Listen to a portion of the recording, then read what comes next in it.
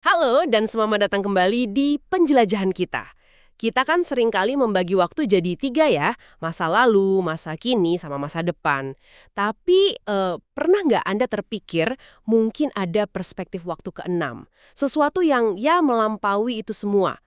Hari ini kita mau coba eksplorasi nih sebuah konsep yang mungkin jarang dibahas, tapi pengaruhnya kuat. Masa depan transendental. Ini bukan soal target karir atau liburan impian loh ya, tapi lebih ke apa yang kita bayangkan terjadi setelah kehidupan ini selesai.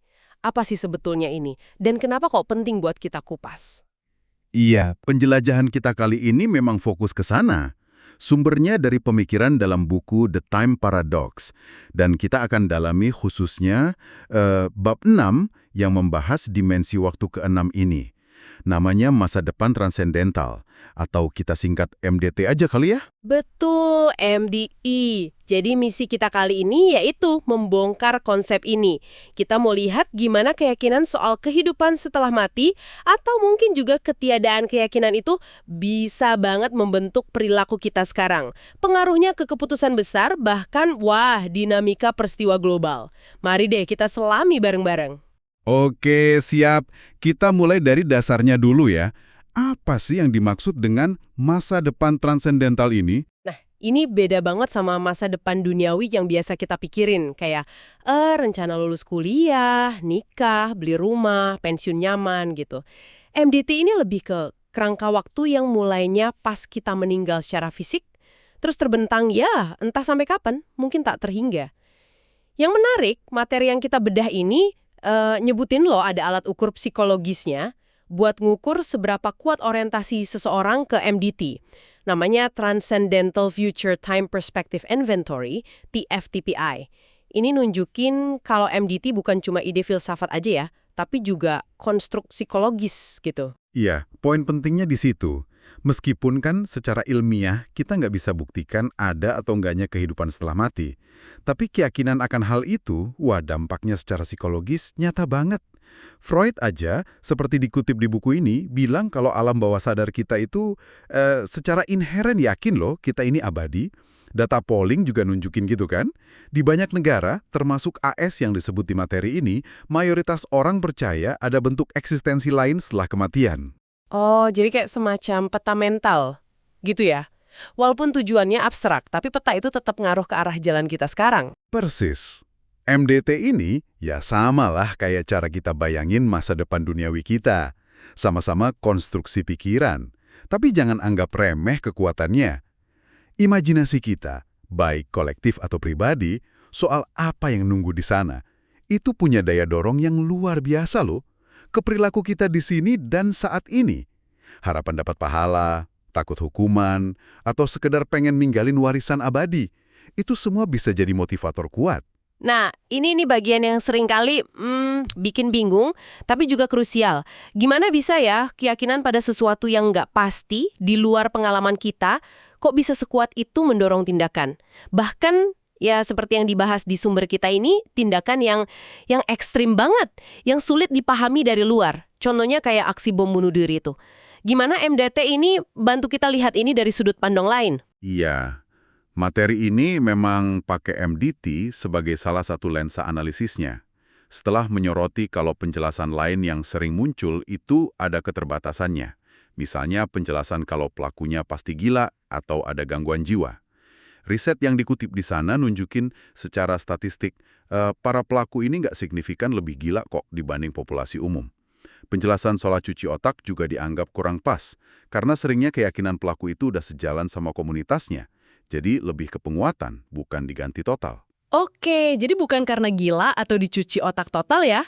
Terus gimana sama argumen kalau mereka itu putus asa sama kehidupan sekarang, makanya nekat? Nah, argumen putus asa atau kondisi hidup yang udah nggak tertahankan itu juga ditantang oleh buku ini. Mereka kutip wawancara mendalam Nasra Hasan ya dengan calon pelaku bom bunuh diri yang batal. Ternyata terungkap kalau mereka itu justru bisa jadi penuh harapan. Harapan? Kok bisa? Iya, harapan akan kehidupan yang jauh lebih baik setelah kematian. Bukan sekedar lari dari putus asa. Jadi perspektif MEDT yang ditawarkan itu ya, melihat tindakan ini dari kacamata pelaku ya, sebagai semacam jalan pintas. Meskipun tragis ya, tapi jalan pintas buat meraih ganjaran luar biasa atau menghindari penderitaan abadi di masa depan transendental yang mereka yakini.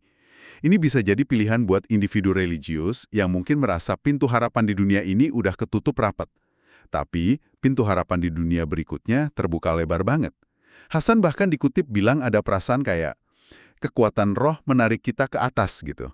Wah, ini penting banget ya kita garis bawahi di sini. Kita bahas analisis dari sumber ini kan tujuannya buat memahami motivasi dari sudut pandang keyakinan pelaku ya.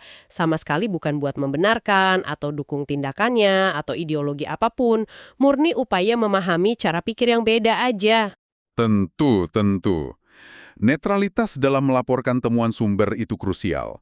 Tujuannya ya itu, memahami gimana sebuah konstruksi mental tentang masa depan yang jauh bisa jadi faktor pendorong yang begitu kuat, menurut analisis yang disajikan ya. Oke. Contoh tadi memang ekstrim banget sih. Tapi kalau kita tarik ke kehidupan sehari-hari deh, gimana MDT ini berfungsi buat kebanyakan orang? Terutama mungkin buat mereka yang lagi hadapi kesulitan, merasa tertindas, atau ngalamin ketidakadilan. Apa MDT juga punya peran di situ? Oh tentu saja. Dan ini mungkin aplikasi MDT yang lebih luas dampaknya. Buku ini mengaitkan kuatnya orientasi MDT itu dengan fungsinya sebagai mekanisme coping. Mekanisme coping. Maksudnya? Cara kita bertahan dan hadapi kesulitan hidup. Ada referensi ke pandangan Marx soal agama sebagai candu masyarakat yang dilihat relevan di sini. Juga gimana Doris Kearns Goodwin gambarin imigran awal di Amerika pakai keyakinan agama buat nanggung penderitaan mereka. Oke, terus gimana persisnya MDT ini? Jadi candu atau mekanisme coping itu? Ya, jadi gini. Kelompok-kelompok yang mungkin merasa kurang beruntung atau kurang berdaya dalam struktur sosial, penulisnya nyebut contoh kayak kaum muda yang sulit mandiri, lansia yang merasa terabaikan, perempuan dalam sistem patriarki, atau minoritas yang terdiskriminasi. Mereka ini cenderung nunjukin skor MDT yang lebih tinggi dalam penelitian. Nah, buat mereka, janji akan keadilan, kebahagiaan, atau pembalasan di masa depan transendental itu bisa bikin penderitaan saat ini terasa lebih ringan. Penderitaan kayak kemiskinan, sakit penyakit, perlakuan gak adil, jadi terasa lebih bermakna, atau setidaknya lebih bisa ditanggung lah. Jadi kayak semacam peredam kejut psikologis gitu ya. Bikin kenyataan pahit jadi lebih bisa diterima karena ada harapan kompensasi nanti. Tapi, apa ini juga berarti orang jadi cenderung pasif ya? Menghadapi ketidakadilan di dunia nyata, karena fokusnya ke nanti. Nah, itu pertanyaan yang sangat relevan. Dan dilema ini memang tersirat ya dalam pembahasannya. Di satu sisi, keyakinan MDT ini bisa jadi mengurangi dorongan buat memberontak atau pakai kekerasan demi ubah kondisi saat ini. Kenapa gitu? Ya, karena ada harapan keadilan ilahi atau pahala besar nunggu. Atau sebaliknya, ada takut hukuman abadi kalau melanggar norma agama, termasuk larangan kekerasan. Jadi, ya bisa jadi ada efek menahan perubahan sosial. Tapi di sisi lain, ini juga bisa jadi sumber kekuatan batin yang luar biasa loh, buat bertahan hidup dan jaga moral di tengah situasi yang berat banget. Jadi fungsinya kompleks memang. Menarik ya. Kuat banget ya pengaruh keyakinan ini. Tapi dorongan buat mikir melampaui hidup kita sendiri ini, apa selalu terkait sama agama atau spiritualitas? Gimana dengan budaya atau individu yang mungkin nggak religius, tapi tetap punya visi jangka panjang yang melampaui usia mereka? Pertanyaan bagus itu. Dan jawabannya, nggak selalu. Materi ini juga menyoroti adanya versi sekuler dari masa depan transendental. Ini nunjukin kalau dorongan manusia buat peduli pada sesuatu yang lebih besar dan lebih jauh dari diri kita sendiri, itu nggak eksklusif milik agama aja. Oh iya, contohnya gimana tuh MDT versi sekuler ini? Buku ini ngasih contoh yang menurut saya keren banget dari Hukum Agung Konfederasi Iroquois, suku asli Amerika. Para pemimpin mereka itu diwajibkan secara hukum adat buat mempertimbangkan dampak tiap keputusan pada 7 generasi mendatang. Wow, 7 generasi? Iya, bayangin bukan cuma anak cucu, tapi 7 lapis keturunan. Penulisnya nyebut mereka perlu kulit setebal kulit pohon pinus. Itu kiasan buat keteguhan hati dan visi jangka panjang. Supaya bisa benar-benar bertindak demi kepentingan orang-orang yang belum pernah mereka temui dan bahkan belum lahir. 7 generasi, luar biasa sih itu. Bikin target kuartalan perusahaan jadi terasa pendek banget ya. Ada contoh lain yang lebih modern mungkin? Ada. Contohnya The Long Now Foundation. Ini organisasi yang didirikan buat dorong pemikiran dan tanggung jawab jangka panjang. Kerangka waktunya sampai 10.000 tahun ke depan. 10.000 tahun. Iya. Fokus mereka ya menumbuhkan kesadaran akan dampak tindakan kita sekarang pada masa depan peradaban dan lingkungan. Jauh melampaui siklus politik, pemilu, atau laporan keuangan triwulanan. Ini bukti kalau kepedulian pada masa depan yang jauh banget itu bisa berakar dari nilai-nilai sekuler, kayak tanggung jawab kolektif, keberlanjutan ekologis, atau warisan budaya. Oke. Jadi kita ini punya 2 cakrawala masa depan ya di benak kita. Satu duniawi, isinya target-target sebelum meninggal. Satu lagi transendental, yang potensial setelah kematian bisa dalam bingkai religius atau sekuler. Nah, pertanyaan gedenya sekarang, gimana kedua cakrawala ini berinteraksi? Apa dampaknya kalau salah satu lebih dominan dari yang lain? Nah, ini dia nih. Ini mungkin inti terpenting dari bab 6 yang kita bahas ini. Ada hubungan tarik-menarik yang krusial banget antara harapan duniawi dan harapan transendental. Salah satu argumen paling kuat di buku ini adalah, ketika harapan seseorang untuk masa depan duniawi itu dihancurkan, kesempatan buat pendidikan, kerja, rasa aman, keadilan, kebahagiaan di dunia ini dirampas, maka fokus dan ketergantungan pada masa depan transendental bisa jadi luar biasa kuat. Bahkan mungkin mendominasi sepenuhnya. Bisa diurai sedikit lagi? Gimana prosesnya? Kayaknya ini penting banget buat dipahami deh. Coba Anda bayangkan situasi konflik yang lama banget atau penindasan sistematis. Kalau prospek seseorang buat hidup layak di dunia ini dirusak, rumah hancur, keluarga tercerai-berai, akses ekonomi ditutup, martabat diinjak-injak, apalagi coba sumber harapan yang tersisa. Iya juga ya. Nah, bagi banyak orang dalam kondisi kayak gitu, satu-satunya harapan yang mungkin masih nyala ya, janji kompensasi keadilan atau kebahagiaan di alam baka.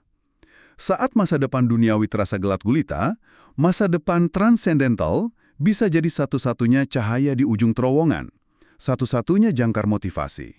Dan karena jadi satu-satunya harapan, daya tariknya jadi sangat terkonsentrasi dan kuat.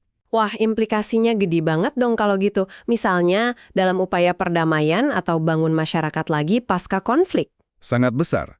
Argumen turunannya yaitu, kalau kita mau mengurangi potensi motivasi ekstrim yang sumbernya dari fokus MDT yang berlebihan, maka penting banget untuk memelihara dan membangun kembali harapan masa depan duniawi bagi semua orang. Oke. Artinya, perlu ada upaya nyata buat ciptain kondisi yang numbuhin optimisme, rasa hormat, kesehatan, pendidikan, peluang ekonomi, rasa keadilan di kehidupan saat ini.